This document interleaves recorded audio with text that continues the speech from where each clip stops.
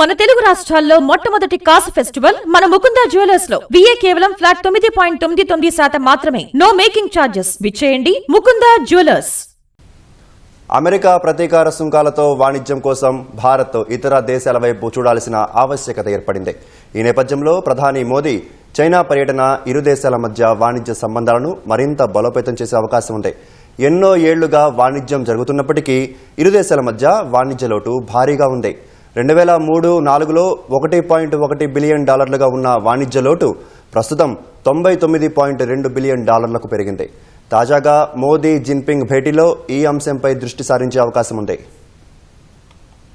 America అధ్యక్షుడు Donald Trump సుంకాలతో విరుచుకుపడుతోన్న వేళ ప్రధాని నరేంద్ర మోదీ చైనా పర్యటన ప్రాధాన్యం సంతరించుకుంది. షాంఘై సహకార సంస్థ SCO సదస్సులో పాల్గొనేందుకు బీజింగ్ లో అడుగుపెట్టిన మోదీ అధ్యక్షుడు జిన్పింగ్ తో భేటీ కానున్నారు. ఈ సమావేశంలో ద్వైపాక్షిక సంబంధాలు, వాణిజ్య లోటు అంశాలపై ప్రధానంగా చర్చించే అవకాశం ఉన్నట్లు తెలుస్తోంది. అయితే ఇరు దేశాల మధ్య వాణిజ్యం అంతరం భారీగా ఉంది. చైనాతో వాణిజ్య లోటుపై పదే ఆందోళన వ్యక్తం చేస్తోన్న భారత్ అక్కడి మార్కెట్లో తమ వస్తువులకు కొన్ని అడ్డంకులు ఎదురవుతున్నాయని చెబుతోంది. 2024-25 ఆర్థిక సంవత్సరంలో $14.25 బిలియన్ విలువైన ఉత్పత్తులను చైనాకు భారత్ ఎగుమతి చేయగా $113.5 బిలియన్ విలువైన ఉత్పత్తులను దిగుమతి చేసుకుంది. మొత్తంగా ఇరు దేశాల మధ్య వాణిజ్య లోటు భారీగా ఉంది. 2003-04లో వాణిజ్య లోటు $1.1 బిలియన్ ఉండగా ప్రస్తుతం $99.2 బిలియన్ పెరిగింది.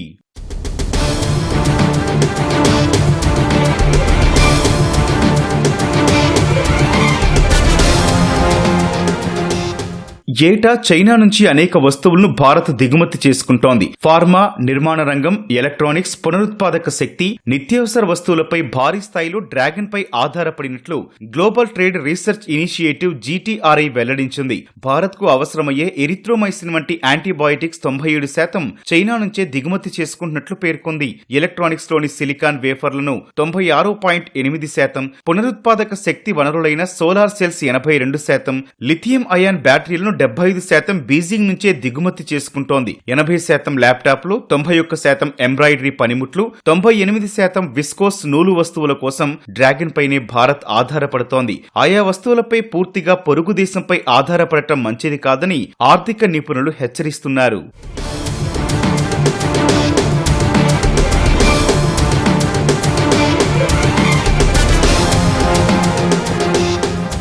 చైనా నుంచి దిగుమతయ్యే వస్తువులు, ముడి పదార్థాలు, ఇంటర్మీడియట్ వస్తువులతో పాటు ఎలక్ట్రానిక్, మొబైల్ ఫోన్ల విడిభాగాలు, ఫార్మా ముడి పదార్థాలేనని కేంద్ర వాణిజ్య శాఖ చెబుతోంది. దేశీయ సరఫరా, డిమాండ్ మధ్య అంతరం వల్లే ఈ రంగాల దిగుమతులపై భారత్ ఆధారపడుతోందని పేర్కొంది. ఆయా రంగాల్లో ఉత్పత్తి ఆధారిత ప్రోత్సాహక పథకాలతో పాటు కొన్ని రకాల చైనా వస్తువులపై సుంకాలు పెంచడం వంటి చర్యలు అక్కడి నుంచి వచ్చే దిగుమతులపై ఆధారపడటాన్ని తగ్గిస్తాయని ఆర్థిక నిపుణులు చెబుతున్నారు.